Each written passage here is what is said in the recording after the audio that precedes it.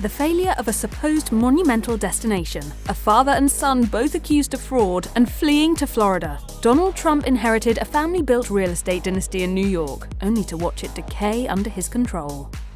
The Trump family's history in New York dates back to 1885, when German immigrant Friedrich Trump arrived in Manhattan, searching for better opportunities. At the time, Friedrich had nothing but his lofty dreams. As Trump biographer Gwenda Blair told The Washington Post, he didn't know English, he didn't have anything like a high school diploma, he was literate, but in German. Within the next 2 decades of his arrival, Friedrich lived in multiple cities, trying his hands at different businesses and amassing a decent amount of wealth. He looked at the world that he had come into and figured out where there was an opening and figured out how to do it. He was very savvy about that. Despite his exploits in America, Friedrich tried to remember his roots, visiting Germany when he could. It was during one of these visits to Germany that Friedrich met Elizabeth Christ. The couple got married in 1902, returned to New York, and soon started their family. 2 years after getting married, Friedrich and Elizabeth welcomed their first child, daughter Elizabeth, closely followed by their son, Fred, born in 1905, and another son, John, in 1907. Friedrich soon laid the foundation for the Trump's real estate empire when, in 1908, he purchased a property on Jamaica Avenue in Queens and put a section of it up for rentals. Sadly, Friedrich's hope of living out the American dream never came to fruition, as he died of influenza in 1918 at just 49 years old.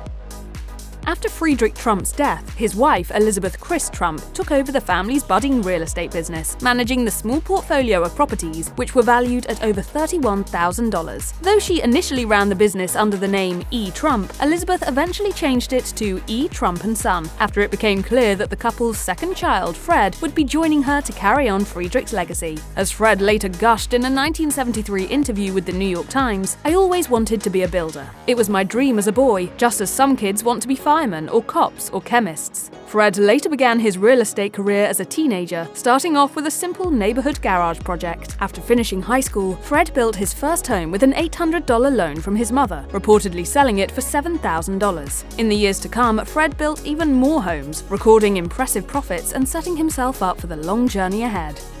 In the following decades, Fred dominated New York's real estate scene, racking up monumental projects like the highly successful Trump Market and springing up hundreds of buildings targeted at providing housing for low-income earners in the Manhattan community. This business expansion was further made possible by subsidized loans provided by the Federal Housing Administration during and after the Great Depression. Fred also utilized these loans to cater to the needs of veterans who needed housing after the war, resulting in the Shore Haven and Beach Haven apartments in Brooklyn, New York. According to Gwenda Blair's The Trumps, 3 Generations That Built an Empire, it was during this period when Fred reached the multi-millionaire mark, cementing his status as a prominent figure in New York's real estate history. In addition to Shore Haven and Beach Haven apartments, Fred is also famous for developing Trump Village, which remains one of his most popular projects to date.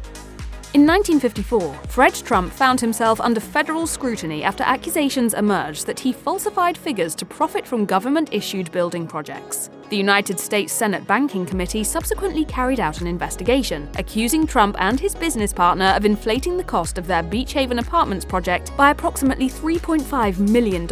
During his testimony, Fred admitted to spending less than the obtained loan, but argued against any wrongdoing simply because he had not withdrawn the excess money. As a result of the allegations, Fred was banned from securing future federal loans for his building projects. Over a decade later, Fred faced new legal troubles after the New York State government looked into allegations that he had inflated and profited off state loans and used the excesses for personal projects. He was a tough, hard driving guy who had very, very little emotional intelligence. Among the charges levied against Fred was a $21,000 lease price for a truck that cost only $3,600 and an $8,280 bill for tile scrapers that cost only a fraction of that price. All of these disturbing allegations birthed questions about the legitimacy of Fred's success, but none of these seemed to matter as much once his son, Donald, took over the business.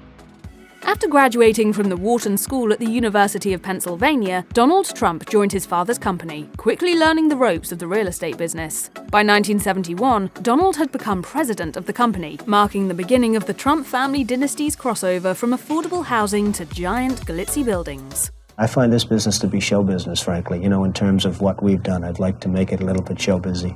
This shift, critics argued, prioritized the ostentatious display of wealth over what was most important: architectural integrity. As critic Herbert Muschamp wrote in The New York Times in 1999, "To me, these buildings don't quite register as architecture. They look to me like signs of money, status, power." One of Donald's most notable ventures, his Trump Tower penthouse, has also received its fair share of criticism. The gilded Versailles-inspired apartment and the 58-story tower convincingly portrayed Donald's extravagant tastes to all of New York City. So while Donald's reputation as a real estate mogul grew, so did perceptions of him as a man with an insatiable, quote, desire for attention, for the best, the most, the tallest, the most eye-catching, as Muschamp put it. Settling into the business, Donald Trump focused on expanding the Trump dynasty in New York City, moving away from his father's presence in Brooklyn to focus on Manhattan. In 1978, he embarked on one of his first major projects, teaming up with Hyatt Corporation to renovate the then-struggling Commodore Hotel. Transformed to fit modern demands, the establishment reopened to the public in 1980 as the Grand Hyatt Hotel. However, after 17 years, Donald's partnership with Hyatt came to an end in 1996 when he sold his stake in the hotel for $140 million. With the Grand Hyatt under his belt, Donald continued making more high-profile acquisitions, notably buying the historic Plaza Hotel for over $400 million in 1988, with the hopes of turning it around. Despite his big dreams, however, the Plaza Hotel struggled to stay financially afloat, eventually filing for bankruptcy in 1992. Beyond his hospitality projects, Donald, a longtime golf enthusiast, also diversified his real estate portfolio to include golf courses across the globe. Since 1999, Donald has acquired 12 golf courses in the United States and 4 more abroad in Scotland, Ireland, and the United Arab Emirates. Despite his many successes as a businessman and a real estate guru, Donald Trump has faced his share of failures. In 1990, he launched the Trump Taj Mahal, a gambling resort in Atlantic City, New Jersey, which he predicted would become one of the world's most monumental destinations. A year later, the casino filed for Chapter 11 bankruptcy protection, having accrued hundreds of millions of dollars in debt. The following year, in 1992, Donald filed for bankruptcy protection for Trump Castle, Trump Plaza and Casino, as well as the Plaza Hotel for having failed to settle their debt payments. 12 years later, in 2004, he suffered another setback, forcing him to file bankruptcy for Trump Hotels and Casino Resorts, the holding company of a few of his other businesses. Despite the financial struggle, Donald maintained a positive outlook, declaring that Trump Hotels and Casino Resorts had done well given the circumstances at the time, telling NBC News, "I don't think it's a failure, it's a success. In this case, it was just something that worked better than other alternatives. It's really just a technical thing, but it came together." In 2004, Donald Trump co-founded Trump University, a New York City headquartered, non-accredited institution offering online and in-person real estate courses. For Trump, the goal of the university was simple: to share knowledge with people who were looking to make it big in business and real estate. The university, however, turned out to be a failed venture, ending operations only 6 years later. In 2013, New York Attorney General Eric Schneiderman filed a $40 million fraud lawsuit against Donald and Trump University. Schneiderman accused the university of fraudulent activities after failing to deliver on its promise of teaching students how to succeed in the real estate industry. As he explained in an interview with ABC News, they were convinced by very persuasive motivational speakers and videos of Trump that they were going to learn how to make money in real estate. They didn't get anything. I was told to promote and sell the Trump University packages and the programs that they were offering, and that's what I did. Former students of the school also came together, filing 2 additional class action suits against Donald while demanding that their money be returned. Despite initially refusing to settle, Donald agreed to a $25 million settlement for all 3 cases shortly after his 2016 presidential election victory.